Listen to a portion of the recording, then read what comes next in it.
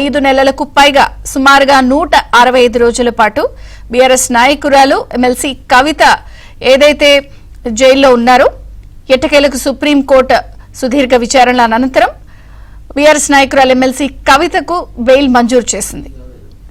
So నిజంగా 5 నెలల పాటు 5 నెలల పైగా కాలం అంటే సుదీర్ఘ కాలమే. 17 నెలల పాటు సిసోడియా ఉన్నారు. అయితే దేశవ్యాప్తంగా ఈ ఢిల్లీ లిక్కర్ స్కామ్ అనేది చాలా సంచలనమే కలిగించింది. దాదాపుగా 500 మందికి పైగా సుదీర్ఘ విచారణ జరిగింది, కేసులు నమోదయ్యాయి, కొంతమంది అప్రూవల్గా మారారు. ఇలాంటి టైంలో ఎక్కడో ఢిల్లీకి సంబంధించినటువంటి కుంభకోణంలో తీగలాగితే డొంక ఇక్కడ తెలంగాణలో కదిలినట్టు తెలంగాణలో ఉన్నటువంటి బీఆర్ఎస్ లో లింకులు రావడం, దాదాపుగా ఛార్జ్ షీట్లు నమోదవ్వడం, ఒకరి తర్వాత ఒకరు అరెస్టులు. యాక్చువల్గా 2022లో ఆగస్టు 17న ఈ కేసుకి సంబంధించి ఇందులో కుంభకోణం జరిగిందని అప్పటి ఢిల్లీ లెఫ్టినెంట్ గవర్నర్ వినయ్ కుమార్ గారు ఫస్ట్ దీన్ని సిబిఐకి రిఫర్ చేసి సిఫార్సు చేసిన తర్వాత కేసు నమోదైంది. సుమారుగా 2 సంవత్సరాల తర్వాత 2024లో మార్చి 15న బీఆర్ఎస్ ఎమ్మెల్సీ కవిత అరెస్ట్ అయ్యారు. అప్పుడు కూడా చాలా రకరకాల వాదనలు, మేము సచ్చీలం అని చెప్పి బీఆర్ఎస్ నాయకులు కానీ కవిత కానీ చెప్పడం, అసలు మాకేమి సంబంధం, ఇందులో రకరకాలుగా ఇదంతా కేవలం కక్ష సాధింపు చర్యలే, బీఆర్ఎస్ కి టార్గెట్ గా బీజేపీ ఇదంతా చేస్తుంది ఏజెన్సీల ద్వారా, ఇలా రకరకాలుగా ఒక సుదీర్ఘమైనటువంటి చర్చ దేశవ్యాప్తంగా రేకెత్తింది. అయితే నిన్న సుదీర్ఘంగా సుప్రీంకోర్టులో వాదనలు జరిగాయి. సో ఈ వాదనల అనంతరం నిజంగా ఇక్కడ సుప్రీంకోర్టులో జనరల్ గా ఒక బెయిల్ రావాలి అంటే న్యాయ ప్రక్రియ ప్రకారం ఎలా ఉంటుందో ఆ నార్మ్స్ ప్రకారమే బెయిల్ మంజూరు చేస్తారు. సుదీర్ఘంగా 1.5 గంటల పాటు సాగినటువంటి ఈ వాదనలలో తిహార్ జైలు నుంచి అయితే కవిత విడుదలయ్యారు. నిన్న సాయంత్రం బెయిల్ మంజూరైంది. సో కవిత పాత్రపై ఇక్కడ ఆసక్తికరమైన విషయం ఏమిటంటే దర్యాప్తు సంస్థలైనటువంటి ఈడీ, సిబిఐ తీర్ని సుప్రీంకోర్టు తప్పుబట్టింది. అసలు ఈ కేసు విచారణ ఇప్పట్లో పూర్తి కాదు, అసలు మీరు ఇలా చేయడం కూడా కరెక్ట్ కాదు అంటూ చాలా సీరియస్ గా వాళ్ళ తీరునైతే ఇక్కడ తప్పుబట్టింది. అందుకే బెయిల్ మంజూరు చేస్తున్నామని చెప్పి ధర్మాసనం స్పష్టం చేసింది. ఈడీ, సిబిఐల తీరుపై కూడా చాలా తీవ్రమైనటువంటి వ్యాఖ్యలు ఇక్కడ సుప్రీంకోర్టు చేసింది. సో అప్రూవర్లను ఇష్టానుసారంగా ఎంపిక చేసుకుంటారా, ఇతరులను నిందితులుగా వదిలేస్తారా అంటే అసలు ఇక్కడ ఇలాగే ఉంటే ఎవరికి వాళ్ళని అరెస్ట్ చేయడం, వాళ్ళు అప్రూవర్ గా మార్చేసి ఇలాగా ఉన్న వాళ్ళ మీద వ్యతిరేకంగా చెప్పించడం, ఇది అసలు ఇదేం పద్ధతి, ఇది ఎంతవరకు కరెక్ట్ అంటూ కూడా ఏజెన్సీల్ని, దర్యాప్తు సంస్థల్ని చాలా సీరియస్ గా కోర్టు సీరియస్ అయిన సందర్భం మనం చూసాం. అంటే అక్కడికి ఈడీ, సిబిఐ అసలు దర్యాప్తులో సహకరించట్లేదు, రకరకాల అంశాలను కోర్టు దృష్టికి ఎలా అప్రూవర్లు అయిన వాళ్ళు ఏం చెప్పారని చెప్పి కోర్టు దృష్టికి చదివి వినిపించినా కూడా కోర్టు ఏకీభవించలేదు. ఇదంతా కరెక్ట్ కాదు అని చెప్పి కొంత సీరియస్ అయింది. చట్టంలోని సెక్షన్ 45(1) కింద మహిళలు బెయిల్ మంజూరు చేసే నిబంధనను వర్తింపు చేయలేమని చెప్పి ఏదైతే ఢిల్లీ హైకోర్టు చెప్పిందో దాన్ని కుదరదని చెప్పి కొట్టేస్తూ కూడా సుప్రీంకోర్టు బెయిల్ మంజూరు చేసింది. సో మహిళలకు ఇచ్చే మినహాయింపు ఉన్నత విద్యావంతురాలైతే వర్తించదా, ఆ తీర్పు అమలైతే చదువుకున్న వారికి బెయిల్ దొరకదు, ఇక తీర్పును కొట్టేస్తున్నామని చెప్తూ కూడా బెయిల్ మంజూరు చేసి కొన్ని షరతులు విధిస్తూ 10 లక్షల పూచీకత్తు, అలాగే పాస్పోర్ట్ సరెండర్ చేయాలంటూ కూడా చెప్తూనే కొన్ని షరతులతో బెయిల్ మంజూరు చేసింది. సో బెయిల్ మంజూరైంది, కవిత గారు బయటకు వచ్చారు. ఇక అక్కడి నుంచి రాజకీయం బిగినైంది. సో కవిత గారు కూడా బయటకు వచ్చి కొంత భావోద్వేగానికి లోనయ్యారు. సో మాకు టైం వస్తుంది, వడ్డీతో సహా చెల్లిస్తాం, నేను కేసీఆర్ బిడ్డను, తప్పు చేసే ప్రసక్తే లేదంటూ కూడా కవిత మాట్లాడడం జరిగింది. అలాగే ఇక్కడ మరి ఎవరికి వడ్డీతో చెల్లిస్తారు అన్నది ఒక పాయింట్, ఎందుకంటే మొదటి నుంచి కూడా కక్ష సాధింపు చర్యల్లో భాగంగా ఈ కేసు పెట్టారని చెప్పి బీఆర్ఎస్ నాయకులు అంటున్నారు. దీంతో పాటు కొంత ఆవిడ భావోద్వేగాన్ని, కుటుంబ సభ్యుల్ని వీళ్ళందరినీ చూసి లోనైంది. ఆ తర్వాత కారెక్కిన తర్వాత కేసీఆర్ గారు కూడా ఫోన్ చేశారు. బిడ్డ ఎట్లున్నావు, జైలు నుంచి బయటకు వచ్చావు కదా, సో ఎట్లా ఉంది, ప్రాణం మంచిగుందా అంటూ కూడా ఆయన పరామర్శ చేశారు. ఆ టైంలో కూడా కవిత కొంత భావోద్వేగానికి లోనై కన్నీళ్లు పెట్టుకున్నట్టుగా కూడా సమాచారం అందుతుంది. అలాగే ఈ సందర్భంగా కూడా బీఆర్ఎస్ నాయకులు వీళ్ళందరూ కూడా నిన్న ఉదయం నుంచే అటు కేటీఆర్, హరీష్ రావు, 20 మంది బీఆర్ఎస్ ఎమ్మెల్యేలు ఢిల్లీ వెళ్లడం, ఈ తతంగం అంతా వాళ్ళు చాలా కాన్ఫిడెంట్ గా, సో న్యాయ ప్రక్రియలో భాగంగా గ్రౌండ్స్ లో బెయిల్ వస్తుందని చెప్పి కాన్ఫిడెంట్ గా ఉన్నారు. విడుదలైన తర్వాత కూడా కేటీఆర్ ట్వీట్ చేశారు, న్యాయం గెలిచింది అంటూ కూడా ఆయన సుప్రీంకోర్టుకి ధన్యవాదాలు తెలుపుతూ ట్వీట్ చేశారు. ఇక్కడి నుంచి రాజకీయం బిగిన్ అయిపోయింది. సో ఒక్కసారిగా కూడా నిజానికి బెయిల్ అనేది న్యాయ ప్రక్రియ అయినా కూడా నిన్న బెయిల్ వచ్చిన తర్వాత నుంచి పరిణామాలు ఒక్కసారిగా మారిపోయాయి. బీఆర్ఎస్ బీజేపీ కుమ్మక్కయ్యాయి అంటూ కాంగ్రెస్ ఆరోపణలు స్టార్ట్ చేసింది. లేదు బీఆర్ఎస్ కాంగ్రెసే కుమ్మక్కవడం వల్ల ఈ బెయిల్ వచ్చింది అంటూ బీజేపీ బండి సంజయ్ ట్వీట్ చేయడం ఆసక్తికరంగా మారింది. సో ఒకరికొకరు ట్వీట్ చేసుకుంటూ కూడా రాజకీయాన్ని మరింత రసవత్తరంగా మార్చేశారు. సో బీజేపీలో బీఆర్ఎస్ విలీనానికి కవిత బెయిలే సంకేతం అంటూ కూడా కాంగ్రెస్ నాయకులు గట్టిగా కౌంటర్స్ వేస్తూ ఆరోపణలు చేస్తున్నారు.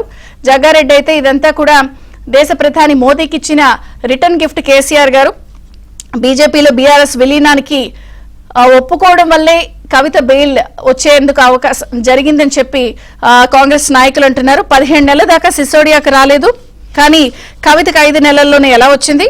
సో తెలంగాణలో కాంగ్రెస్ ను దిబ్బతీసేందుకే బీజేపీ బీఆర్ఎస్ కలిసి కుట్ర చేస్తున్నాయంటూ కూడా కాంగ్రెస్ నాయకులు బెయిల్ వచ్చిన అనంతరం నుంచి స్టేట్మెంట్స్ ఇవ్వడం స్టార్ట్ చేశారు. సో కవితకు బెయిల్ వస్తుందని ముందే కేటీఆర్ అలాగే బీఆర్ఎస్ నాయకులు వీళ్ళంతా కూడా ఒక 5 రోజుల నుంచి సోషల్ మీడియాలో ఎలా హడావుడి చేస్తున్నారు, అలాగే కేసీఆర్ కూడా ఇష్టాగోష్ఠ ఎలా మాట్లాడగలిగారు, ఇలా అంటూ కూడా కాంగ్రెస్ నాయకులు కొన్ని ప్రశ్నల్ని సందర్భాల్ని ప్రజల ముందు ఉంచుతూ కూడా ఇదంతా బీఆర్ఎస్ బీజేపీ కుమ్మక్ రాజకీయాల ఫలితమే కవిత బెయిల్ అంటూ వారు మాట్లాడారు. అయితే ఇటు దీంతో పాటు పొన్నం ప్రభాకర్ అలాగే మహేష్ కుమార్ గౌడ్ ఇలా ముఖ్య నాయకులందరూ కూడా స్టేట్మెంట్స్ ఇస్తున్నారు. అలాగే బండి సంజయ్ కూడా ట్వీట్ చేశారు. కాంగ్రెస్ న్యాయవాదులకు కంగ్రాట్స్, కాంగ్రెస్ బీఆర్ఎస్ సమష్టి కృషితోనే కవితకు బెయిల్ మంజూరైంది అంటూ వాళ్ళు కూడా చెప్పడం. అలాగే దీనికి సంబంధించి బండి సంజయ్ చేసిన అంశాలను కూడా ట్వీట్ లో సుప్రీం తీర్పు అలా వచ్చిందో లేదో వీళ్ళు వరుసగా కూడా మాట్లాడేశారు. So TPCC working president Mahesh Kumar Goud కూడా మాట్లాడుతూ బీజేపీ మొన్నటి వరకు చీకటి ఒప్పందాలతో కాంగ్రెస్ ను దెబ్బతీయాలని చూశారు, ఇప్పుడు దానిలో భాగం ఇటొస్తే ఈ కాంగ్రెస్ కి సంబంధించినటువంటి ఎవరైతే లాయర్ ఉన్నారో వారు కవితకి సంబంధించిన కేసులు వాదించడం వల్లే రాజ్యసభ వచ్చిందంటూ కూడా వాళ్ళు ఇట్లా మాట్లాడడం. సో ఒక్కసారిగా బీఆర్ఎస్ బీజేపీ కాంగ్రెస్ మధ్య మాటల యుద్ధం తారాస్థాయికి చేరింది. కవిత కూడా చాలా సీరియస్ గా బయటకు వచ్చి టైం వస్తుంది, కేసీఆర్ బిడ్డ తప్పు చేయదు అని చెప్పి మాట్లాడిన నేపథ్యంలో అసలు నిన్నటి వాదనలు చూస్తే ఇదంతా పూర్తి స్థాయిలో సిబిఐ ఈడీ ఏజెన్సీల తప్పని సుప్రీంకోర్టు చెప్పినప్పటికీ కూడా ఇటు రాజకీయం రసవత్తరంగా మారి హీట్ ఎక్కడం ఎలా చూడాలి? ఎందుకు ఈ కుమ్మక్కు రాజకీయం తెరపైకి వచ్చింది? ఒక పక్కన ఇలా మాట్లాడటం కోర్టు ధిక్కారణే అవుతుంది అంటూ కేటీఆర్ అలాగే బీఆర్ఎస్ నాయకులు అంటున్నారు. మరి నిజంగా తెర వెనుక కుమ్మక్కు రాజకీయం జరిగిందా? న్యాయ ప్రక్రియలో భాగంగా బెయిల్ వస్తే మరి ఇటువంటి స్టేట్మెంట్స్ ఎందుకు వస్తున్నాయి? సో ఇలా వచ్చిందో లేదో తెలంగాణ రాజకీయం ముఖ చిత్రం కూడా ఒక్కసారిగా వేడెక్కింది. సో మీరంటే మీరు కుమ్మక్కు అవడం వల్లే వచ్చింది అంటూ 3 పార్టీలు ఒకరినొకరు ఆరోపణలు చేసుకుంటూ కూడా దాన్ని రాజకీయం చేస్తున్నారు. నిజంగా ఇది పేరుకి ఢిల్లీ లిక్కర్ స్కామ్ అయినా కూడా కాక్టైల్ పాలిటిక్స్ లాగా అనిపిస్తోంది. సో బీఆర్ఎస్ బీజేపీ కుమ్మక్క, లేకపోతే బీఆర్ఎస్ కాంగ్రెస్ కుమ్మక్క? సో ఈ పాలిటిక్స్ ని ఎలా చూడాలి చర్చిద్దాం. మనతో పాటు జాయిన్ అయ్యారు బీఆర్ఎస్ నుంచి డాక్టర్ రాకేష్ చిరుమల్ల, కాంగ్రెస్ నుంచి అద్దంకి దయాకర్ గారు, బీజేపీ నుంచి డాక్టర్ ప్రకాష్ రెడ్డి గారు కూడా జాయిన్ అవుతారు. సో ముందుగా రాకేష్ గారు మీతో ప్రారంభిస్తాను. సో మనం డే 1 నుంచి కూడా ఈ ఢిల్లీ లిక్కర్ స్కామ్ అంశాలు డే 1 నుంచి కూడా మాట్లాడుతున్నాం. సో నిన్న క్లియర్ గా కోర్టు చెప్పింది, సో ఈడీ ఏజెన్సీలను తప్పుపడుతూ కూడా బెయిల్ ఇచ్చింది. కానీ ఒక్కసారిగా రాజకీయం టర్న్ అయింది, దీని వెనకాల కుమ్మక్క రాజకీయం ఉంది, మీరు బీజేపీ కలిసి చేశారు అని. Good morning madam, good morning ప్యానల్లో ఉన్నటువంటి అద్దంకి దయాకర్ గారికి, ప్రకాష్ రెడ్డి గారికి, చంద్రిక గారికి, ఏబిఎన్ ప్రేక్షకులకు.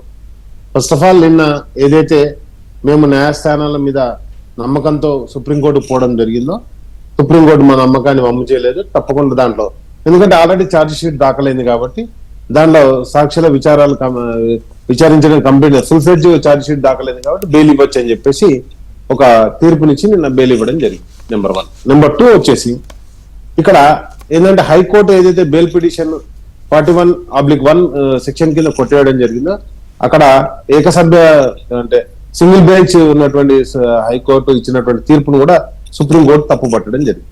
నెంబర్ 2. నెంబర్ 3 ఇక్కడ ఏంటంటే అసలు అక్కడ ఒక లిక్కర్ పాలసీ, అది స్కామ్ కాదు, అది లిక్కర్ పాలసీ, ఆ రాష్ట్రం తీసుకున్నది, దాంట్లో ప్రేరేపితమైనటువంటి ఆరోపణలు. ఎందుకంటే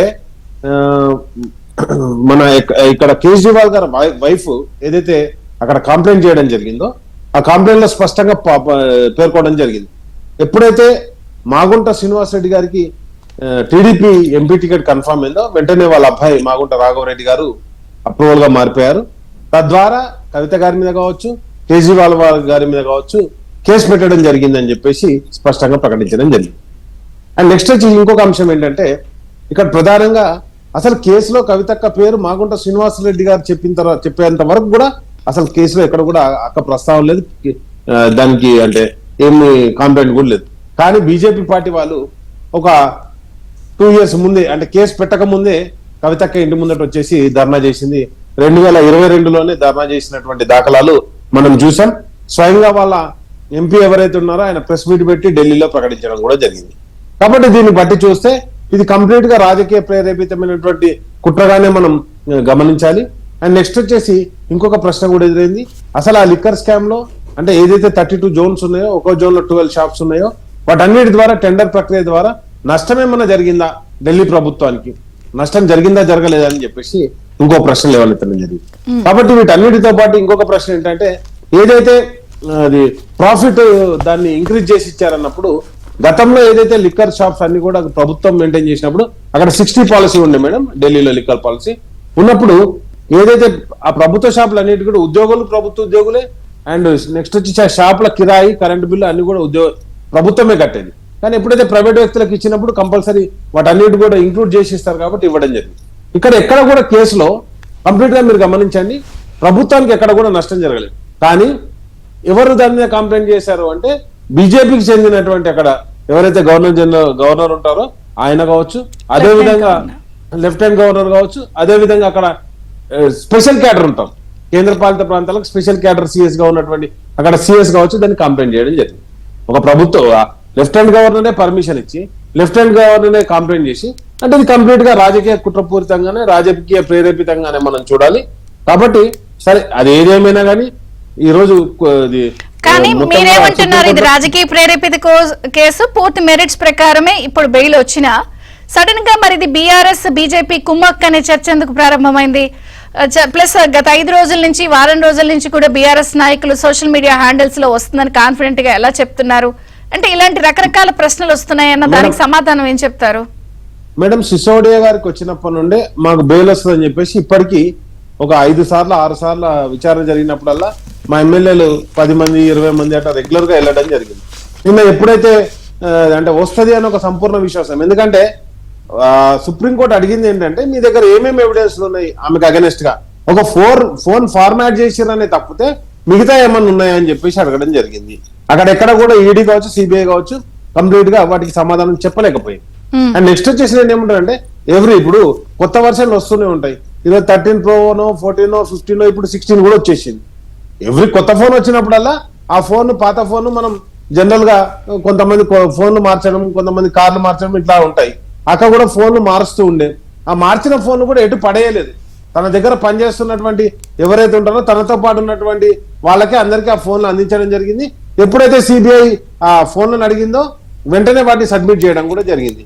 మరి ఫోన్లు ఫార్మాట్ చేసిరంటే అక్క యొక్క డేటా మొత్తం అది ఏదైతే తనతో ఉన్నటువంటి చుట్టుపక్కల ఉన్న వాళ్ళకు ఇవ్వకూడదు కాబట్టి, అండ్ నెక్స్ట్ వచ్చేసి వాళ్ళ డేటా కూడా స్టోర్ చేసుకోవడానికి డేటా కెపాసిటీ సరిపోదు కాబట్టి ఎలా జరిగిందని ఇట్లా వచ్చిన ఆరోపణ మీద చెప్పట్లా మీరు ఇలా కుమ్మక్ అయ్యారు, ఇదంతా విలీనానికి సంకేతం, లేకపోతే ఒక వారం నుంచి ఇలాంటి వార్తలు ఎంత ఎగ్జాక్ట్ గా ఎలా చెప్పేస్తున్నారు, ఇది కదా చర్చ.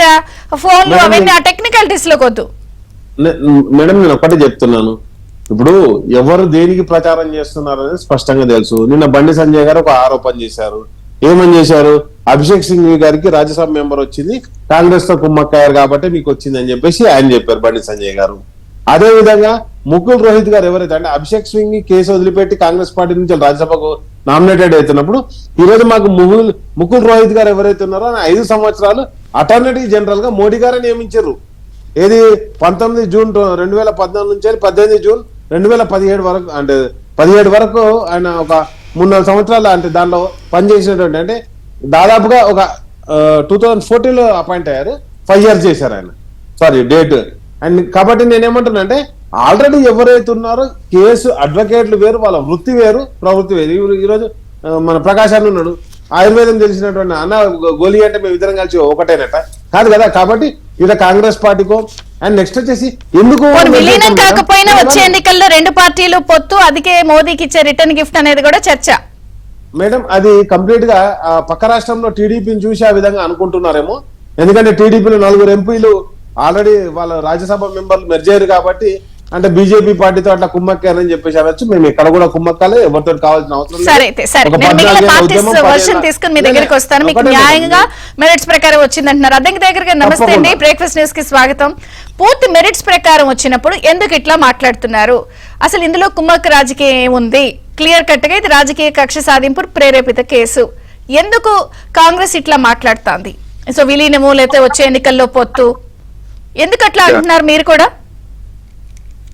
గుడ్ మార్నింగ్ చంద్రిక గారు, ఇద్దరు మిత్రులకు శుభోదయం. ఇప్పుడు politics is different, law is different కదా. ఇప్పుడు న్యాయపరంగా తనకు బెయిల్ వచ్చింది, బెయిల్ మీద కూడా హైకోర్టును తిట్టింది సుప్రీంకోర్టు. ఎందుకు అసలు మీరు బెయిల్ ఎందుకు ఇవ్వలేదు అని. సో ఇక్కడ బెయిల్ చర్చన లిక్కర్ చర్చన అన్నప్పుడు బెయిల్ చర్చ అయితేనేమో బెయిల్ వస్తుంది, రావాలి, ఇవ్వలేదు. ఎందుకంటే మనీష్ సిసోడియానే కాదు, కేజ్రీవాల్ కూడా ఇంటీరియం బెయిల్ ఇచ్చిండ్రు, మళ్ళీ ఇమీడియట్ గా మళ్ళీ తీసుకుపోయిండ్రు. సో తను ఎవిడెంట్ గా ఉన్న పరిస్థితి నుంచి, ఎవిడెన్స్ తో ఉన్న పరిస్థితి నుంచి ముద్దాయిగా మార్చిన వైనం కూడా వాళ్ళు కోర్టు చేసుకున్నారు. దానికి సుప్రీంకోర్టు సరే, క్రిమినాలిటీ అనేది ఫైనల్ జడ్జిమెంట్ లో ఉంటది. సో బెయిల్ నిరాకరించడం ఏంటి అంటే రాజకీయ కక్ష. రాజకీయ కక్ష ఎవరికి? కాంగ్రెస్ పార్టీకి అయితే కాదు కదా. మేము పెడితే ఆడ కేసులు పెడితే అరెస్ట్ చేసి జైలు చేసేది లేదు కదా. బీజేపీ కవిత గారి యొక్క ఆ పాత్రను సీరియస్ గా పెంచేసింది. ఎందుకు? తన రాజకీయ ప్రయోజనం కోసం. ఏం రాజకీయ ప్రయోజనం? తెలంగాణలో తను బలపడాలంటే బీఆర్ఎస్ ను హోల్డ్ చేయాలి. ఎట్లా చేయాలి? మొదట కేసు పెట్టడం వరకే చేసింది, ధర్నా చేసి ఎవిడెన్స్ గా ఉన్నది కాబట్టి ఆమెను అరెస్ట్ చేయాలని పెట్టిండ్రు. తర్వాత ఎవరినో అప్రూవర్ గా మార్చి దాన్ని ఆమెనే ముద్దాయిగా కూడా చేర్చింది, వన్ ఆఫ్ ది అక్యూజ్డ్ గా చేర్చిన తర్వాత ఎలక్షన్ల ముందు అరెస్ట్ చేయకపోయేసరికి ఊరికనట్లా కేసు పెట్టిండ్రని చెప్పి జనం మేము నమ్మకపోయేసరికి ఇట్లా కాదు, అరెస్ట్ చేస్తేనే మనకు పొలిటికల్ మైలేజ్ వస్తుంది, అరెస్ట్ చేసిండ్రు. ఎవరు? అది బీజేపీ వాళ్ళే. అయితే అది బీజేపీ అరెస్ట్ చేస్తుందని బీఆర్ఎస్ కూడా ఊహించలే. ఎందుకంటే ఇంత చిన్న దాంట్లో ఏముంటుంది, పోతే 2-3 రోజులు బయటకు వస్తారు, లేకపోతే వారం రోజుల్లో వస్తారు. ఏది ఇట్లాంటి కేసులలో A1 ఇప్పుడు కేజ్రీవాల్ గా ఉన్నా కూడా అది చెప్తా, A1 lieutenant governor of X lieutenant governor ఉండాలి. అది బీజేపీ పెట్టలేదు ఆయనను. ఆయన ఆధ్వర్యంలోనే స్కామ్ అంతా జరిగిందనేది. అసలు ఇది స్కామా, మిస్యూజ్ ఆఫ్ పవరా, లేకపోతే ఏందనేది కూడా చర్చించవచ్చు టెక్నికాలిటీస్. కానీ పొలిటికల్ యాంగిల్ వచ్చినప్పుడు ఇక్కడ ఎంపీ ఎలక్షన్స్ కంటే ముందు అరెస్ట్ చేయడం, ఉద్దేశపూర్వకంగానే బీఆర్ఎస్ తగ్గడం, 39 సీట్లు వచ్చిన బీఆర్ఎస్ కు ఒక్క సీటు కూడా రాకపోవడం అనే దాన్ని రాజకీయ కోణం నుంచి మీరు అందరూ ఆలోచించండి. టీవీ చూస్తున్న వాళ్ళు కానీ, మీరు చంద్రిక గారు కానీ, మీరు కానీ. కానీ 8 ఎమ్మెల్యేలు గెలిచిన బీజేపీకి 8 ఎంపీలు వస్తాయి. ఇక్కడ ఉంది రాజకీయ మతలం. సో ఎన్నికలు అయిపోయినాయి, ప్రభుత్వాలు కొలువు తీరినాయి, ఇప్పటికైనా ఇవ్వాల్సిన పరిస్థితి ఉన్నది కాబట్టి అది వచ్చిందండి. ఇక మా కోణం నుంచి వాళ్ళు రాజకీయ ఆరోపణలు చేస్తున్నారు కదా. అభిషేక్ సింఘ్వి గారిది రాజ్యసభ అనేది మాది, అంటే కేశవరావు గారు రాజీనామా చేయడం వల్ల మా పార్టీకి ఇచ్చుకునేది.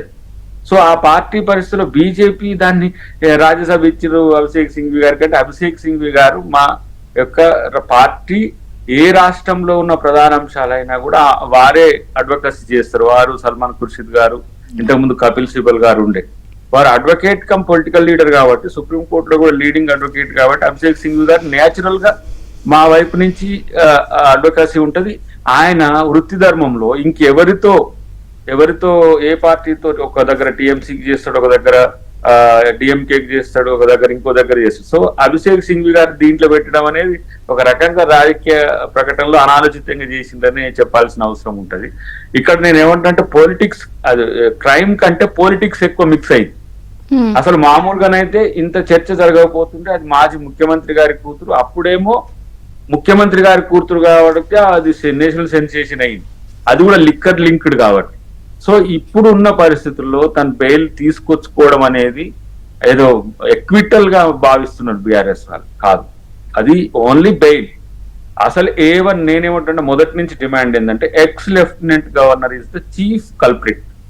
సో ఎందుకు బీజేపీ ఆయనను ప్రొటెక్ట్ చేస్తున్నది? అమిత్ షా, మోడీ. ఆయన లెఫ్టినెంట్ గవర్నర్ అంటే ఇక్కడ ఇది కేంద్ర పాలిత ప్రాంతము ఢిల్లీ కేంద్ర పాలిత ప్రాంతం అయినా కూడా ముఖ్యమంత్రి ఉన్న రాష్ట్రంగా మనం డీవియేట్ అయినా కూడా అక్కడ లెఫ్టినెంట్ గవర్నర్ నిర్ణయాలే సుప్రీంకు ఉంటాయి. ఫైనల్ అథారిటీ తనే.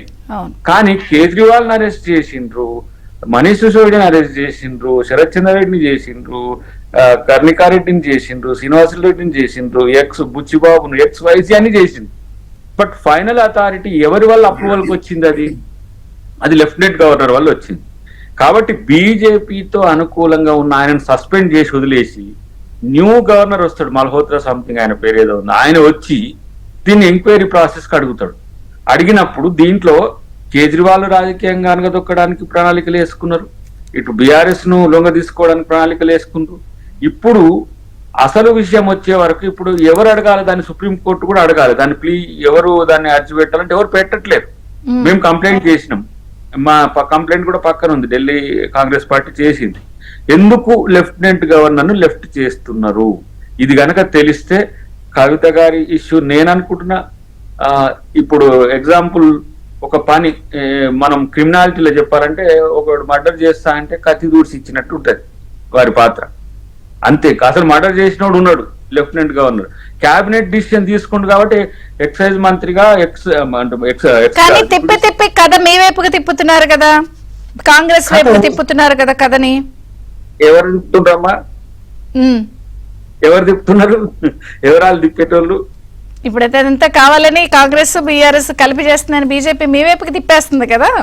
ఇప్పుడు రేపు సరే బండి సంజయ్ గారు ఇప్పుడు గతంలో తెలంగాణ ప్రదేశ్ ఆయన అధ్యక్షుడు ఉన్నాడు, ఇప్పుడు హోమ్ మినిస్టర్ స్టేట్ ఉన్నాడు, అంటే సహాయ మంత్రి, హోంశాఖ మంత్రి, సహాయ మంత్రి. మీరు ఈ కాన్సిక్వెన్సెస్ చూస్తారు కదా, ఆ డిఎన్ఏ కాంగ్రెస్ తో వాళ్ళు కలవబోతుండ్రా, బీజేపీతో కలవబోతుండ్రా, న్యూట్రల్ గా ఉండబోతుండ్రా అనేది మేము బీజేపీ కోణంను క్లియర్ గా చెప్తున్నాం. మీరు లెఫ్టినెంట్ గవర్నర్ ను ఎందుకు పక్కన పెట్టిండ్రు? అసలు ముద్దాయిని పక్కన పెట్టి కొసరుతో ఎందుకు పంచాయతీ చేసి రాజకీయ లబ్ధి పొందుతున్నారు? ఇప్పుడు కేజ్రీవాల్ పార్టీతో కూడా చర్చ జరుగుతుంది. ఎందుకంటే కేజ్రీవాల్ తో కాంగ్రెస్ పార్టీ పొత్తు రోజు నేను ఢిల్లీలోనే ఉన్నా. ఆ రోజు వాళ్ళు సీరియస్ గా వార్నింగ్ ఇచ్చింది, మీరు కాంగ్రెస్ తో పోవద్దు అని. అయినా సరే ఆయన పోతామని చెప్పి ఆ రోజు అక్కడ ఆమ్ ఆద్మీ పార్టీ ఆఫీస్ లో మీటింగ్ కాంగ్రెస్ నాయకులు పోయిన ఈవినింగ్ ఆయన మీద అంటే మీరు చెప్తున్న పాయింట్ ప్రకారం ఒకటైతే ఉంది ఇందులో, నిజంగా అభిషేక్ సింఘ్వి గారితో చేసి ఇదంతా రాజ్యసభ అనుకున్నప్పుడు అసలు కవిత గారి దగ్గర దాకా ఎందుకు మీరు ఆమ్ ఆద్మీ పార్టీ కేజ్రీవాల్ గారిని, సిసోడియా గారిని బయలు తెచ్చేసుకోవచ్చుగా ఈ పార్టీకి? కేజ్రీవాల్ ఇండియా కూటమిలో ఉన్నాడు కదా చంద్రిక గారు. కరెక్టే, నేను అనేది అలాగే జరిగినప్పుడు మీరు ఇక్కడ ఇది ఆయనకి తెప్పించుకోవచ్చు కదా బెయిల్, కవిత గారి దాకా ఎందుకు? కేజ్రీవాల్ తను చూసుకుంటాడు, ఎందుకంటే ఆయన నేను ఇప్పుడు ఈ ఇష్యూలో బీజేపీ యొక్క అసలు రంగు బయటపడాలంటే నేను జైల్లో ఉండడమే న్యాయం అంటే మీరు బలంగా నమ్ముతున్నారా? ఇప్పుడు మెరిట్స్ ప్రకారమే వెళ్ళింది కదా, ఇందులో బీజేపీ ఏంటి? మీరు అసలు విలీనం అన్న మాటలు ఎలా ఇస్తున్నారు? విలీనం రేపొద్దున లేదా కలిసి కమింగ్ ఎలక్షన్ పొత్తని ఏ బేసిస్ లో చెప్తున్నారు? ఇది అడ్వాన్స్డ్ స్టేట్మెంట్స్, అవి రేపు మనం చూద్దామని చెప్పిన. అందుకని ఇప్పుడు నేను కామెంట్ చేయడం కంటే కూడా ఈ ఇష్యూ వరకే కన్ఫైన్ అయితే, ఇప్పుడు మా వాళ్ళు మాట్లాడే దాంట్లో అది రాజకీయ కోణం ఉంది, అది రేపు జరుగుతుంది, అది దాన్ని నేను కూడా సమర్థిస్తున్నా. కానీ ఈ లెవెల్లో దాన్ని చర్చ పెట్టడం వల్ల అదేంటో పిల్ల గుట్టకు ముందే కుల్లాయి గుట్టించినట్టుంటది. కానీ ఇక్కడ మీరు చూడండి, లెఫ్టినెంట్ గవర్నర్ దగ్గర ఎందుకు మీరు అన్న ఏంటిది దాన్ని ఏమో అన్నారు కదా ఒక పదం, వాళ్ళ క్రెడెన్షియల్ ప్రకారమే జరగాలి ఇంకేదో అంటున్నారు కదా, మరి అక్కడ ఎందుకు జరగట్లేదు? అది బీజేపీ ఎందుకు దాని మీద మాట్లాడట్లేదు? కవిత గారిని అరెస్ట్ చేయమని అనే అంతటి పరిస్థితి వాళ్ళకు ఉన్నప్పుడు లెఫ్టినెంట్ గవర్నర్ అంటే చీఫ్ కల్ప్రిట్ కాబట్టి ఎందుకు ఆయన అరెస్ట్ చేస్తలేరని బీజేపీ ఎందుకు అంటలేదు? మేము ఒక్కలమే ఎందుకు అంటున్నాం? బీఆర్ఎస్ కూడా ఎందుకు అనట్లేదు? మీరు అనండి, మీరు డిమాండ్ పెట్టండి, మేమెంత అండి దాంట్లో మేము ఉపకరించినమేమో సహకరించినమేమో, అసలు ముద్దాడ ఉన్నాడు కదా, ఆయన ఎందుకు తీసుకున్న నిర్ణయం? అది కూడా ఏంటిది? ఇప్పుడు దీంట్లో పెద్ద స్కామ్ లాంటిది కూడా కనిపించదు. ఇది ఎన్సీఆర్ ఉంటది, ఢిల్లీలో ఎయిర్పోర్ట్ ఏరియాలో చాలా ప్రైమ్ ఏరియాలో ఉంటుంది, అక్కడ ప్రైస్ ఎక్కువ పెట్టిండ్రు. మిగతా 32 క్లస్టర్స్ లో ఈ తక్కువ ధరకు మద్యం దొరికే దాని దగ్గర ఈ ఎవరైతే ఈ కాంట్రాక్టర్ సౌత్ గ్రూప్ సంబంధించిన ఉన్నారో వాళ్లకు మేలు జరిగి ప్రభుత్వానికి ఆదాయం తక్కువ వచ్చేటట్టుగా ప్రణాళిక రూపొందించి దాన్ని ఒక చట్టం చేసిండ్రు. దాని మీద స్కామ్ అంటే ఇప్పుడు బేసికల్ గా దాన్ని చూసుకుంటే 1000 నుంచి 1500 కోట్ల రూపాయలు ఒక సంవత్సరానికి నష్టం వచ్చేది ప్రభుత్వానికి. బిగినైన రోజు నుంచి సరే అనేక మంది అక్యూజ్డ్ ఉన్నారు, అప్రూవల్ ఉన్నారు, కొంతమందికి బెయిల్ వచ్చినాయి.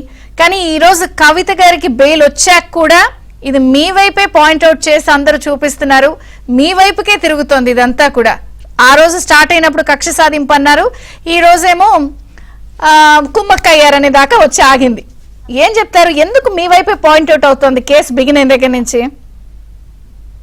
ముందు మిత్రులందరికీ నమస్కారం మేడం, గుడ్ మార్నింగ్. బాధాకరము, ఆశ్చర్యకరము, భారత రాజ్యాంగాన్ని జేబులు పెట్టుకుని రోజు తిరిగే రాహుల్ గాంధీ పార్టీకి, ఆ పార్టీ నాయకులకు భారత రాజ్యాంగం ఏం చెప్తుంది, ఎట్లా చెప్తుంది, ఏం మాట్లాడుతుందో, ఏం రాసిందో తెలియకుండా మాట్లాడుతున్నా, లేకపోతే తెలిసి కూడా రాజకీయ కోణంలో మాట్లాడుతున్నా నాకు అర్థం కాలేదు. న్యాయ వ్యవస్థ మరి ఎప్పుడైనా కూడా ఇండిపెండెంట్ గా ఉంది, అది స్వతంత్రంగా పనిచేస్తున్న నా విశ్వాసం, నమ్మకం కాంగ్రెస్ పార్టీకి ఉందో లేదో నాకు తెలియదు. మరి వారి కాలంలో న్యాయ వ్యవస్థను వాళ్ళే ప్రభావితం చేసిండ్రా, లేకపోతే సిబిఐనో ఏసీబీని వాళ్ళే ప్రభావితం చేసిండ్రా? అప్పుడప్పుడు డౌట్ వస్తుందంటే వాళ్ళే ప్రభావితం చేసిరేమో అప్పుడు, కాబట్టి వాళ్ళకి అదే వాసన ఇప్పుడు అదే చేస్తుండ్రేమో అనే అనుమానాల్లో వాళ్ళు ఉండిండొచ్చు. కాకపోతే న్యాయ వ్యవస్థ స్వతంత్రంగా పనిచేస్తుంది, అది ఇండిపెండెంట్ గా వర్క్ చేస్తుంది. బెయిల్ ఇవ్వాలన్నా ఇవ్వద్దన్నా ఇండిపెండెన్స్ ఉంటుంది అనేది మరి వారికి గత అనేక అనుభవాలలో తెలిసి ఉండాలి. ఇప్పుడున్న రాష్ట్ర ముఖ్యమంత్రి గతంలో ఏసీబీ కేసులో ఉండి మరి ఆయనకు బెయిల్ వచ్చినప్పుడు కాంగ్రెస్ బీఆర్ఎస్ కు ముక్కు అయినాయా అని మరి ప్రజలకు సమాధానం చెప్పాలి. ఇప్పుడున్న ముఖ్యమంత్రి ఇంకా బెయిల్ మీదే ఉన్నట్లు లెక్క, కేసు ఇంకా ట్రయల్ కాలేదు, ఫైనల్ కాలేదు. ఇప్పుడు రాష్ట్ర ముఖ్యమంత్రి ఎవరైతే ఇక్కడ బీజేపీ బీఆర్ఎస్ కు ముక్కు అని మాట్లాడుతారో మరి అప్పుడు కాంగ్రెస్ బీఆర్ఎస్ కు ముక్కు అయిందా, మరి వారప్పుడు టీడీపీ బీఆర్ఎస్ కు ముక్కు అయిందా, మరి ఏ రాజకీయాలు తెలవాలి. నెంబర్ 1. నెంబర్ 2, సోనియా గాంధీ గారు కూడా ఇప్పుడు ఈ రోజు బెయిల్ మీదనే ఉన్నారు, రాహుల్ గాంధీ గారు కూడా కేసు మీదనే ఉన్నారు. ఇంకా మరి వారికి కూడా బెయిల్ వచ్చింది కోర్టులోనే. మరి వారిద్దరు బీజేపీ బీఆర్ఎస్ కాంగ్రెస్ కుమ్మక్క అయితేనే వారికి బెయిల్ వచ్చిందా, సుప్రీంకోర్టు హైకోర్టు బెయిల్ ఇచ్చిందా? ఇది కూడా తెలంగాణ భారత ప్రజలకు తెలవాల్సిన అవసరం ఉంది. లేదు, అమిత్ షా గారు కూడా చాలా సంవత్సరాలు కేసు నడిచింది, మరి ఇప్పుడు కేసు కొట్టేసారు అనుకోండి, వారికి కూడా ఒక కాలంలో బెయిల్ వచ్చింది. కేసు టు కేసు డిఫరెంట్ ఉంటుంది కదా సార్, అన్ని వాటిని ఒక్కదానికే కాట కట్టేయలేం కదా. నేను అందుకోసం అంటాను, నేను అనేది అంటే న్యాయ వ్యవస్థ ఇండిపెండెంట్ గా ఉంటది, మిగతా కార్యనిర్వాహక వ్యవస్థ కావచ్చు, రాజకీయాలు, దర్యాప్తు సంస్థలు, ఇవన్నీ కూడా ఇంకొక వ్యవస్థ. కానీ సుప్రీంకోర్టు బెయిల్ ఇచ్చింది, భారత అత్యున్నత న్యాయస్థానం బెయిల్ ఇచ్చింది. కాబట్టి ఆ బెయిల్ కు బీజేపీకి బీఆర్ఎస్ సంబంధాన్ని అంటగట్టడం అనేటువంటిదే నేను ఎక్స్ప్లెయిన్ చేసేట్టున్నా, నేను వివరించే ప్రయత్నం, మీరు చూస్తున్న వ్యూవర్స్ కి వివరించే ప్రయత్నం. చెప్పండి. అమిత్ షా గారు బెయిల్ వచ్చింది, అమిత్ షా గారు కూడా ఒక మర్డర్ కేసులో ఇరికిచ్చారు కాంగ్రెస్ పార్టీ అనుకుందాం, బెయిల్ వచ్చింది, తర్వాత కేసు కొట్టేశారు. మరి ఆ కేసులో కూడా మరి బీజేపీ బీఆర్ఎస్ కాంగ్రెస్ కుమ్ముకైనాయా? అప్పుడు ఎందుకు బెయిల్ వచ్చింది? సుప్రీంకోర్టు బెయిల్ ఎందుకు ఇచ్చింది? అంటే దీంట్లో కుమ్ముక్క రాజకీయాలు ఉంటాయి. నాకు కూడా సమాధానం అందుకోసం మనం చెప్పేటప్పుడు గత అనుభవాలు 50 సంవత్సరాలు దేశాన్ని పరిపాలించిన పార్టీ ప్రత్యేక చాలా కేసులలో బెయిల్ వచ్చినాయి. ఆ బెయిల్ సుప్రీంకోర్టు బెయిల్ ఇచ్చింది, అవి ఎట్లిచ్చిందో తెలిసినప్పుడు అది గుర్తు చేయాలనుకుంటా. ప్రజలకు షార్ట్ మెమరీ ఉంటది, తక్కువ గుర్తు ఉంటది, కాబట్టి ఇప్పుడున్న తరానికి అది గుర్తులేదు కావచ్చు కాక. కాబట్టి ఈ సుప్రీంకోర్టు ఇచ్చిన జడ్జిమెంట్, నిన్న ఇచ్చిన బెయిల్ కు బీజేపీకి సంబంధం ఉందా లేదా అంటే మరి ఇవన్నీ ఉదాహరణలు అప్పుడు కాంగ్రెస్ కు బీఆర్ఎస్ కు బీజేపీకి సంబంధం ఉందా? గారు ఒక పాయింట్ అన్నారు మేడం, లాని పాలిటిక్స్ ని క్లబ్ చేసి చూడకూడదు, లా అనేది మెరిట్స్ ప్రకారం న్యాయ సూత్రాలు శాసన సూత్రాల ప్రకారం వెళ్ళిపోతుంది, politics is a different game. Correct Dayakar గారు చెప్పిన పాయింటే, మీరు చెప్పిన పాయింటే నేను చెప్తున్నాను. Law is different, politics are different. న్యాయ వ్యవస్థ వేరు, రాజకీయాలు వేరు. ఈ వేరుగా చూసినప్పుడు న్యాయ వ్యవస్థ ప్రకారం ఆమెకు బెయిల్ వచ్చింది, దానికి బీజేపీ కాంగ్రెస్ బీఆర్ఎస్ కు సంబంధాలు అంటగట్టడం అనేటువంటిది రాజకీయంగా దురుద్దేశమైన ప్రకటన అనేది మొదటి అభిప్రాయం. రెండో అభిప్రాయం ఇప్పుడు డి రాజా గారి మనం దేశాన్ని షేక్ చేసి, దేశాన్ని ఒక కాలంలో చాలా రాజకీయంగా ఒక షేక్ అంటే ఒక ఊపినటువంటి 2G స్కామ్ అనుకోండి. 2G స్కామ్ లో కేసు కొట్టేసిండ్రు కింది కోర్టు. డి రాజా, కనుమొలి వాళ్ళంతా కాంగ్రెస్ ప్రభుత్వంలో యూపీఏ ప్రభుత్వంలో మంత్రులుగా ఉన్న వాళ్ళ మీద కేసు కొట్టేసిండు. అది ఎప్పుడు బీజేపీ ప్రభుత్వం అధికారంలోకి వచ్చినాక. మరి బీజేపీ డిఎంకే కుమ్ముక్కైందా, బీజేపీ కాంగ్రెస్ కుమ్ముక్కైందా, మరి ఎవరెవరు కుమ్ముక్కైనారో మరి అది న్యాయ వ్యవస్థ ఐడెంటిటీ దాన్ని అవగాహన లేనటువంటి కాంగ్రెస్ నాయకులు మాట్లాడుతున్నారు. మీరు గవర్నర్ హలో వినబడుతుందా? లెఫ్టినెంట్ గవర్నరు అనేటువంటి రీకాల్ చేసింది. క్రైమ్ చేసిన లెఫ్టినెంట్ గవర్నర్ మీద కేసు ఎందుకు పెట్టలేదు? అది హోంశాఖ కింద ఉంటది. లెఫ్టినెంట్ గవర్నర్ ఢిల్లీ కేంద్ర పాలిత ప్రాంతం కాబట్టి అదొక్కటి చెప్తే దానికి చాలా పెద్ద రిలీఫ్ ఉంటుంది. అది కూడా చివరికి అది కూడా చెప్తా మేడం. నేను అడుగుతున్నా ఈ రోజున జగన్మోహన్ రెడ్డి గారి కేసు ఎట్లా పెట్టినారు? రాజకీయ ఉద్దేశమా దురుద్దేశమా? ఒక వ్యక్తి ఒక ఉత్తరం రాస్తే దాన్ని సుమోటాగా తీసుకొని అప్పటి ఆంధ్రప్రదేశ్ హైకోర్టు సుమోటాగా తీసుకొని సంతకం లేని ఉత్తరానికి సుమోటాగా తీసుకొని సిబిఐ కేసును ఆర్డర్ చేస్తే సిబిఐ 1.5 శంకర్రావు గారు కూడా ఇన్వాల్వ్ అయ్యారు ఆ రోజు. నో సుమోటోతో పాటు శంకర్రావు గారు వేశారు. నేను చెప్తే శంకర్రావు గారి పేరు సుమోటో కేసు అంటే శంకర్రావు గారు రాసిన ఉత్తరం. శంకర్రావు గారు ఏమి దేశ రాజకీయాలు అంటే అప్పుడు రాష్ట్రపతి కాదు, గవర్నర్ కాదు, ఇంకోటి కాదు. అందుకోసం గుర్తు చేసి చెప్తున్నా.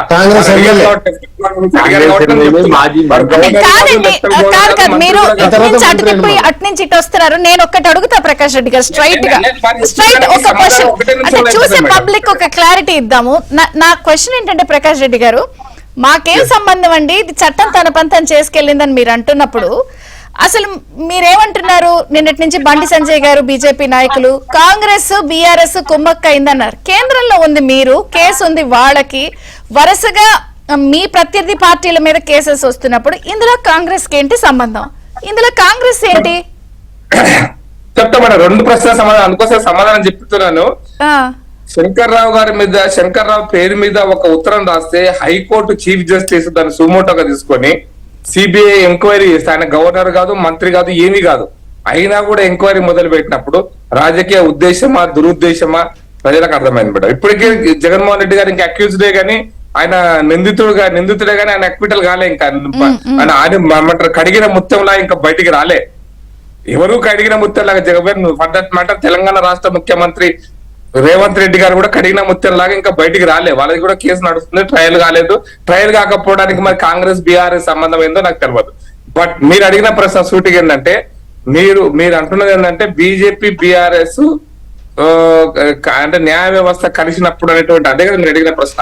కేంద్రంలో మీరున్నారు, కాంగ్రెస్ కి ఇక్కడ ఇన్వాల్వ్మెంట్ ఏంటి, సంబంధం ఏంటి? ఇంకొక పాయింట్ ఏంటంటే 2014 తర్వాత కూడా ప్రత్యేక రాష్ట్రం ఏర్పడిన తర్వాత కూడా బీఆర్ఎస్ ప్రభుత్వం ఇక్కడ ఉన్నప్పుడు బీజేపీ బీఆర్ఎస్ చట్టపట్టలు వేసుకునే తిరిగింది. కేసీఆర్ గారు, మోదీ గారు బాయి అనుకున్నారు, ఒకరినొకరు పోగొట్టుకున్నారు. అక్కడికే వస్తున్నా మేడం. ఇప్పుడు అడ్వకేట్ ఎవరు, కౌన్సిల్ ఆఫ్ అడ్వకేట్స్ ఎవరు కవిత గారి తరఫున అనే దాని మీదనే స్పందించినటువంటి విషయం మేడం. అది కౌన్సిల్ ఆఫ్ అడ్వకేట్స్ ఎవరు అంటే, మీరు ఇంతకుముందు రాకేష్ గారు ఒక మాట చెప్పారు, వృత్తే రాజకీయం అని. అది వేరే అంటే వృత్తి రాజకీయం కాబట్టి అని అనుకుంటే, ఆ వృత్తిలో ఉన్న రాజకీయాలకు వచ్చి రాజకీయాల వృత్తిలో ఉన్నప్పుడు మరి ఆరోపణలు ఆ రకంగానే ఉంటాయి కదా. రాజకీయ ఒక డాక్టర్, ఇంజనీర్, రాజకీయ నాయకుడు చెప్పదలుచుకున్నారు ఇందులో అసలు మీ పాత్ర లేదా? 2014 వరకు బీఆర్ఎస్ బీజేపీ చాలా బాగా తిరుగునికి అసలు కేసీఆర్ గారు మోదీ గారిని ఏ రేంజ్ లో పొగిడారు.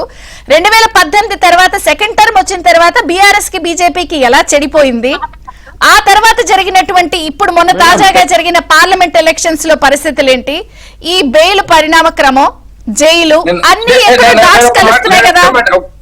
ఒకటే మాట చెప్తా మేడం, 2014లో దేవత, తెలంగాణ ఇచ్చిన దేవత అసెంబ్లీ లోపల అసెంబ్లీ బయట కేసీఆర్ గారు సోనియా గాంధీ గారిని పొగిడారా లేదా? మా తెలంగాణ ఇచ్చిన దేవతగా సోనియా గాంధీ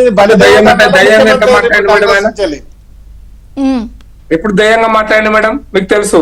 అందుకోసమనే కేసీఆర్ గారి రాజకీయాలు తన ప్రాంతీయ రాజకీయ అవసరాల కోసం మాట్లాడేటువంటి దేవతో అన్నా కూడా ఇలా అరెస్టుల దాకా అవ్వలేదే. ఇప్పుడు అరెస్టుల దాకా వచ్చినాయి మేడం. బలిదేవత అన్నలో ముఖ్యమంత్రి ఉన్నారు మేడం, ఇంకా దానికి మమ్మల్ని ఏమంటారు?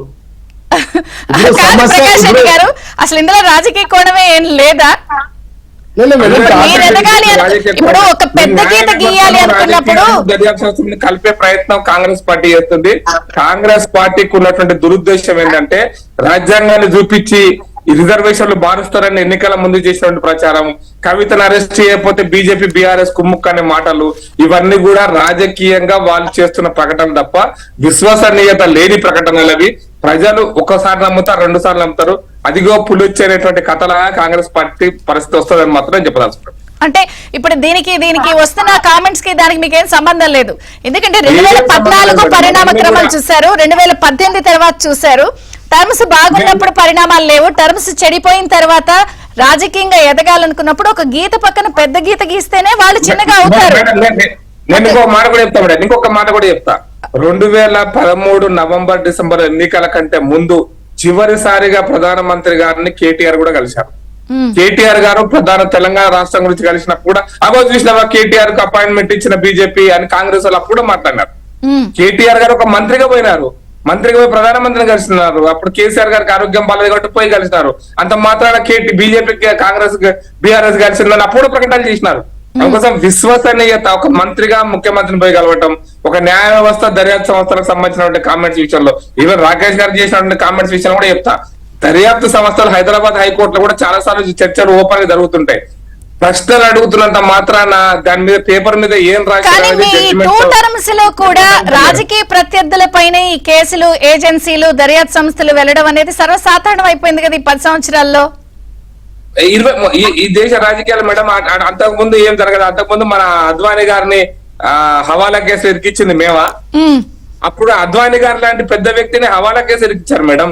అయోధ్య రామ జన్మభూమి సంఘటన విషయంలో 20 సంవత్సరాలు కేసు నడిపించారు అద్వానీ గారు మా కళ్యాణ్ సింగ్ వారి మీద.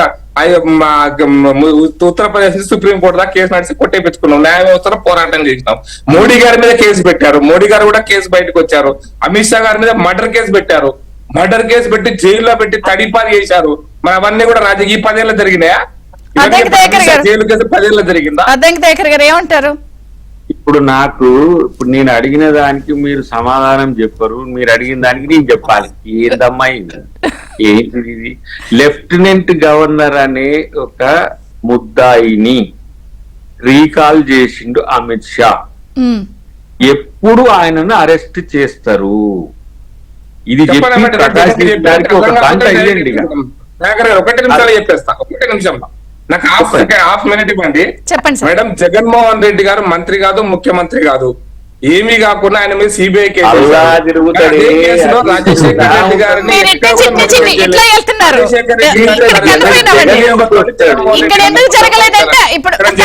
మీరు ఎలా ఉందంటే రాజుగారి భార్య 3వ భార్య మంచిదే అంటే ఫస్ట్ భార్య చెడ్డదన్నట్టు చెప్పేస్తున్నారు. వాళ్ళు లెఫ్టినెంట్ గవర్నర్ ఎందుకు రీకాల్ చేశారంటే ఆంధ్రప్రదేశ్ జగన్మోహన్ రెడ్డి గారిని అంటున్నారు.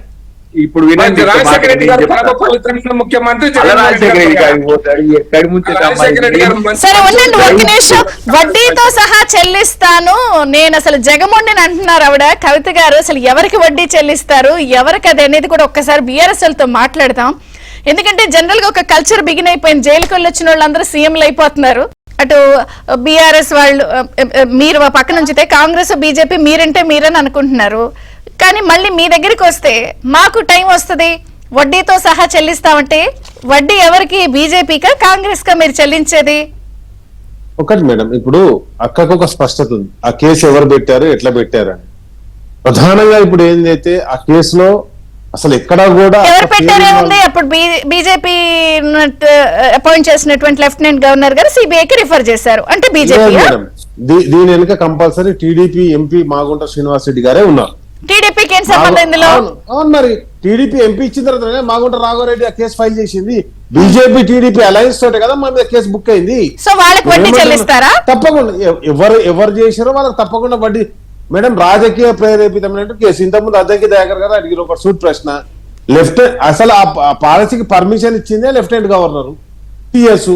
వాళ్ళిద్దరు దానిలో లేరు. దానికి ఒకటి ప్రకాశం ఒక కొత్త లాజిక్ తీసిండు. మరి రాజశేఖర రెడ్డి చచ్చిపోయిన మీద కేసు పెడతారు ఎవరన్నా? ఇది లాజిక్ అసలు సంబంధం లేని అంశం. కాబట్టి నేను ఏమంటున్నా, ఒకటే, ఇది కంపల్సరీ రాజకీయ ప్రేరేపితం. దాని కూడా ఏంటంటే ఆమ్ అదే ఆద్మీ నేను పార్టీ అంటున్నా, కాదు రాజకీయ మేడం. ప్రేరేపితం అన్నప్పుడు మొదటి నుంచి ఇది బీఆర్ఎస్ వాళ్ళు బీజేపీయే కక్ష సాధింపుగా అంటున్నప్పుడు వడ్డీ వాళ్ళకి చెల్లిస్తున్నారా, వాళ్ళనే టార్గెట్ చేయబోతున్నారా? మరి వాళ్ళేమో మేడం, మీతో విలీనం అని కాంగ్రెస్ అంటాంది.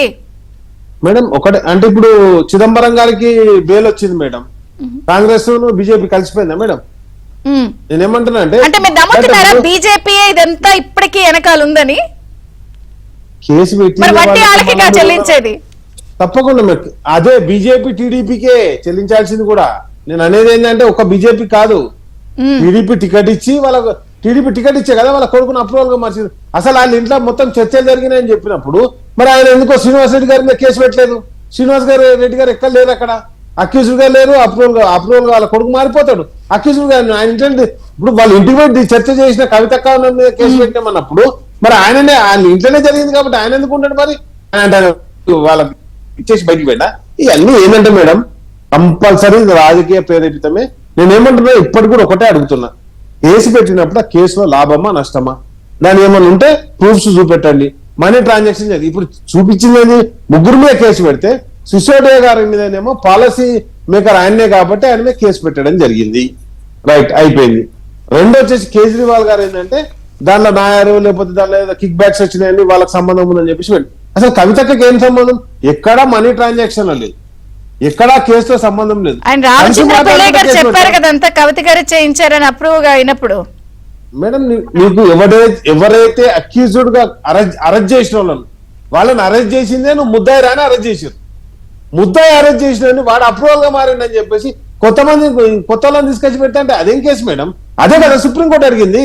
ఇప్పుడు నువ్వు కేసు పెట్టేటప్పుడు అది జరిగింది ఏంది అని చెప్పేసి అడిగితే దానికేం చెప్పకుండా దొరికినట్టు అప్రూవల్ గా మారిపోయింది కాబట్టి అప్రూవల్ గా మారింది కాబట్టి అక్యూజ్డ్ చేసుకుంటూ పోతా అంటే ఎట్లయితది? అదే కదా నేనేమంటున్నానంటే కేజ్రీవాల్ గారి వైఫ్ కూడా అదే వాళ్ళు కూడా అనేది ఏంటి, మరి లిక్కర్ కేసులో సిసోడియాకు 17 నెలల తర్వాత బెయిల్ వస్తే మీకు 5 నెలల్లోనే వచ్చేసింది కదా. మేడం మీకు ఒక మాట చెప్తున్నాను, నిన్న సిసోడియా ముకుల్ గారు- రోహత్గి గారు ఇదే పాయింట్ మీద స్టక్ అయ్యి గట్టిగా వాదించారు. సిసోడియా కన్న గ్రౌండ్సే కవిత గారికి ఉన్నాయి అని. మరి ఆయనకి 17 నెలల తర్వాత వచ్చి మీకు 5 నెలల తర్వాత వచ్చినప్పుడు ఇది మళ్ళీ కుమ్మక్కని వచ్చేస్తుంది కదా, ఎడిదిరిగి కాంగ్రెస్ రైట్ చెప్పిన మేడం. ఆరోపణ రైట్ అయిపోతుంది కదా. ఎప్పటి వరకు టీడీపీ బీజేపీ కుమ్మక్కు కానంత వరకు మేము అసలు కేసులోనే లేము. ఎప్పుడైతే టీడీపీను బీజేపీ కుమ్మక్కయ్యారో అప్పుడు మేము కేసులోకి వచ్చినాం.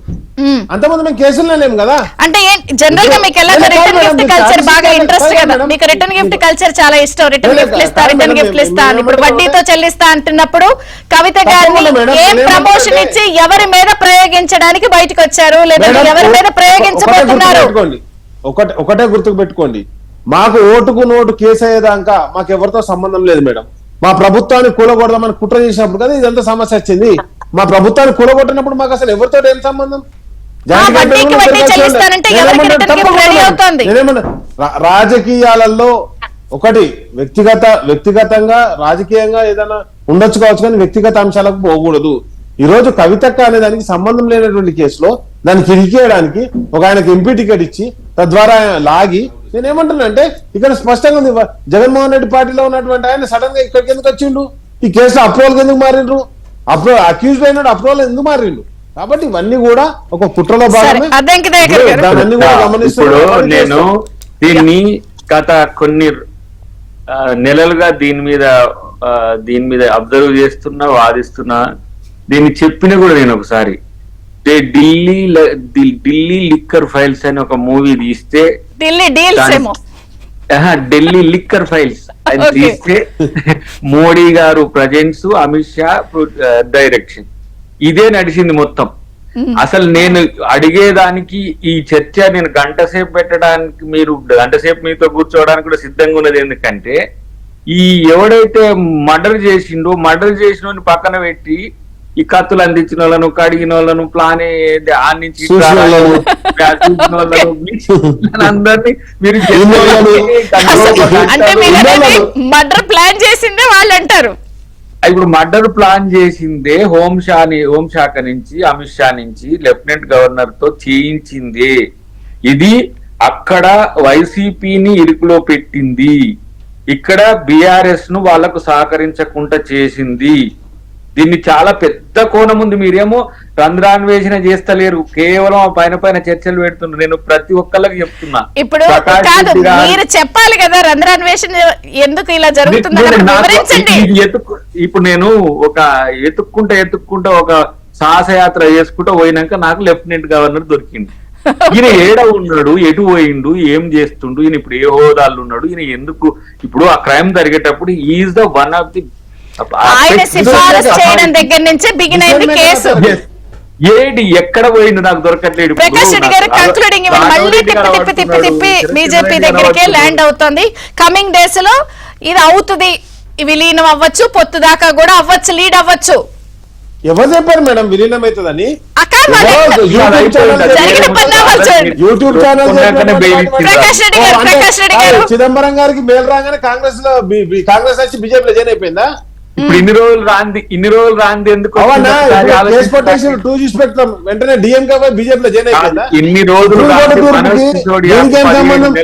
ఓ అంటే ఇప్పుడు సరే ప్రకాష్ రెడ్డి గారు మీ concluding remarks please. Where is lieutenant governor? ఇదంతా మళ్ళీ మీరే చేశారు. కత్తులు అందించిన వాళ్ళని లేదా వెనకాల ఉన్న వాళ్ళని టార్గెట్ చేస్తున్నారు. మీ మాట మీరు ఎదగడం కోసం ఇది. మేడం ఇంతకుముందు రాకేష్ గారు ఒక మాట అన్నారు, చనిపోయిన వాళ్ళ మీరు ప్రకాష్ రెడ్డి గారు ఎట్లా మాట్లాడుతున్నారని ఒక కామెంట్ చేసినారు. నేను చచ్చిపోయిన కేసు బుక్ చేయాలన్న విషయం నాకు కూడా తెలుసు. కేసు బుక్ చేసిన దానికి ప్రాధాన్యత ఉంటుందని. నేననే పాయింట్ ఏంటంటే రాజశేఖర్ రెడ్డి గారిని మొత్తం ఛార్జ్ షీట్ లో జగన్మోహన్ రెడ్డి గారి మీద ఏడాదిన్నర నడిపించినటువంటి ఛార్జ్ షీట్లు ఎక్కడ రాజశేఖర్ రెడ్డి గారు అధికార దుర్వినియోగం చేసిన ఒక మాట మాట్లాడలే. దాని గురించి నేను చెప్తున్నా. రాజశేఖర రెడ్డి గారు ముఖ్యమంత్రి అధికార దుర్వినియోగం చేశారా, లేకపోతే కేజ్రీవాల్ గారు ముఖ్యమంత్రిగా చేశారా? ముఖ్యమంత్రి చేసినటువంటి దాంట్లో సంతకం పెట్టినటువంటి లెఫ్టినెంట్ గవర్నర్ చేశాడా? కేబినెట్ నిర్ణయం తీసుకొచ్చి లెఫ్టినెంట్ గవర్నర్ సంతకం పెట్టాడా? సిసోడియా అంటే వారనేది లెఫ్టినెంట్ గవర్నర్ ని ప్రయోగించి మీరు ఈ కేసు మొదలెట్టారు. నేను అందుకోసం అంటాను మేడం, ఇప్పుడు ప్రయోగించారని అక్కడ ఏపీలో వాళ్ళని ఇక్కడ వీళ్ళని అందరినీ చెప్పు చేతుల్లో పెట్టుకోవడానికి దర్యాప్తు ఏజెన్సీలు ప్రయోగించారు. నేను ఉల్టా ప్రశ్న అదే అడిగినా. మీరు మీరు సిబిఐని ఇన్ఫ్లుయెన్స్ చేశారు అనుకుంటే, ఒకవేళ మీరే చేసారు అట్లే అనుకుంటే, హైకోర్టును మీరు ఇన్ఫ్లుయెన్స్ చేశారు అనుకుంటే, జగన్మోహన్ రెడ్డి గారి మీద శంకర్రావు గారు కాంగ్రెస్ పార్టీ నాయకులు ఇన్వెస్టిగేషన్ చేస్తే రాజశేఖర రెడ్డి గారి పేరు ఎక్కడ ఎందుకు కనపడదని అడుగుతున్నా. ఒక మాట మీరు అన్నారు కాబట్టి నేను దాన్ని మొత్తం 11 సంవత్సరాలు అధికారంలో ఉన్నారు మీరు. 11 సంవత్సరాల నుంచి రాజశేఖర రెడ్డి గారా, జగన్ గారా, ఎల్లయ్యనా, మల్లయ్యనా, పుల్లయ్యనా అని తేల్చే సమయం కాదా? ఇంకో యుగంలో మీ చేతిలోనే ఉంది కదా.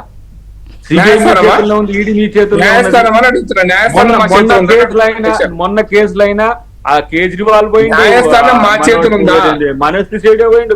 ఇక్కడ ఎవ్వరూ కూడా న్యాయస్థానము మీ చేతుల్లో ఉందో, మీరు చెప్పినట్టు నడుస్తుందో అన్నట్ల లా పాలిటిక్స్ రెండు క్లబ్ చేయబాకండి. ఆ మొదటి నుంచి ఇదే పాయింట్ మీద ఉన్నారు. నేను అడుగుతున్నదే న్యాయస్థానం నిర్ణయించాల్సిన అంశాలను బీజేపీ ఎందుకు చేస్తారు అని అడిగితే ప్రశ్నకు సమాధానం లేదు. స్టోరీ మళ్ళీ ఈ వారం అంతా పరిణామాలు ఇంకా జరుగుతాయి కూడా, పబ్లిక్ అన్ని చూస్తున్నారు, వాళ్ళు చాలా క్రిస్టల్ క్లియర్ గా ఉన్నారు. సరే చర్చిద్దాం మనం. థ్యాంక్ యూ రాకేష్ గారు, దయాకర్ గారు, థ్యాంక్ యూ.